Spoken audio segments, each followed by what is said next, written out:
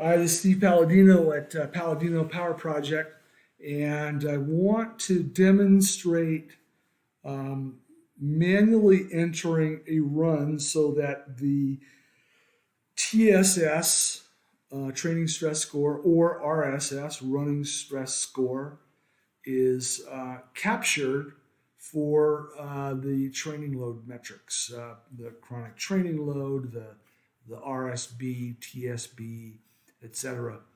Um, you, when you have when you're tracking training load, little variations, a couple of TSS or RSS points here and there, that's not going to be a big factor in the accuracy of your training load metrics in the long haul. But missing a workout, not getting a data in, is going to mess that up.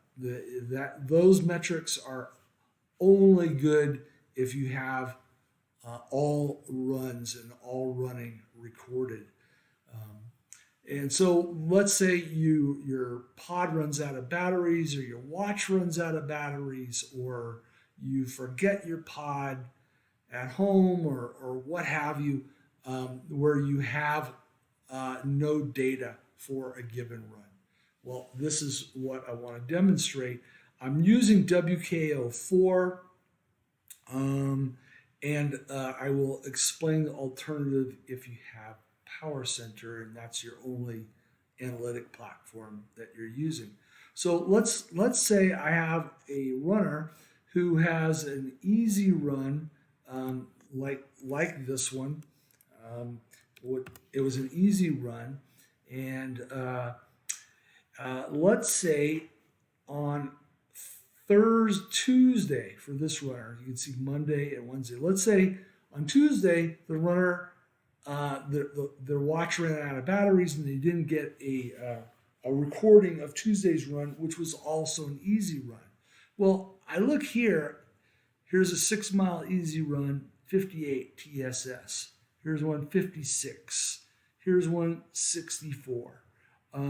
Here's one 57. So they're generally in that upper 50s range. So all I do, at least in WKO, is I manually enter. I come down to this little plus, which opens a workout, and I will change the heading on that.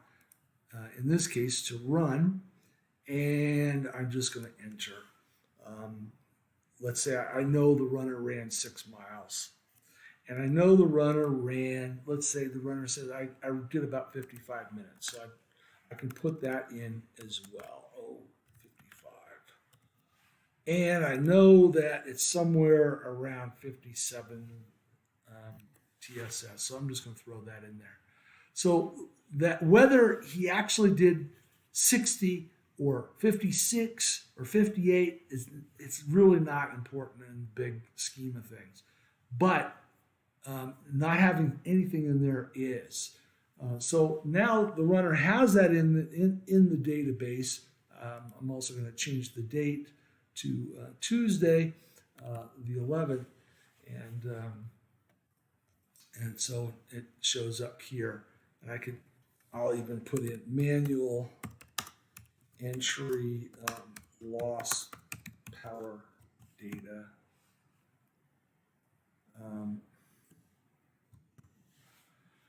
Okay, so that's how it's done in WKO4.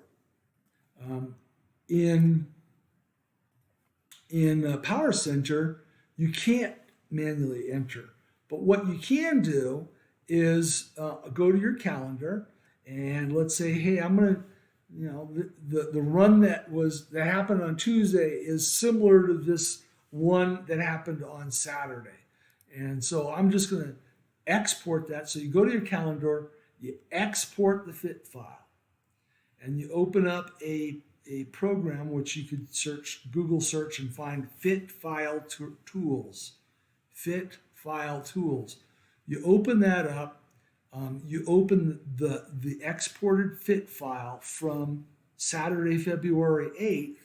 You change the date to Tuesday, February 11th, and you save it, and then you upload that file to PowerCenter.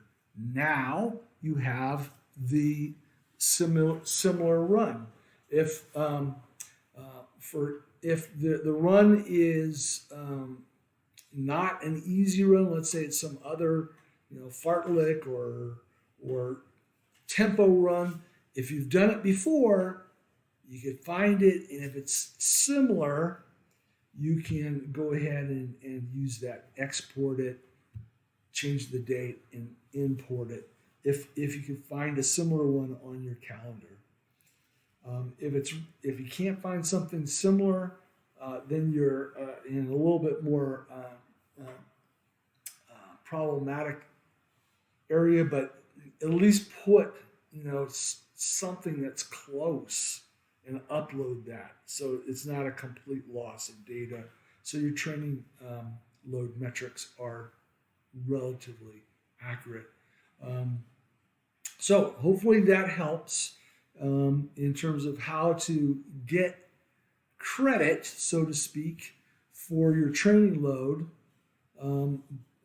even though you don't have all the data captured on your watch or your pod. Hopefully that helps. Talk to you next time. Bye-bye.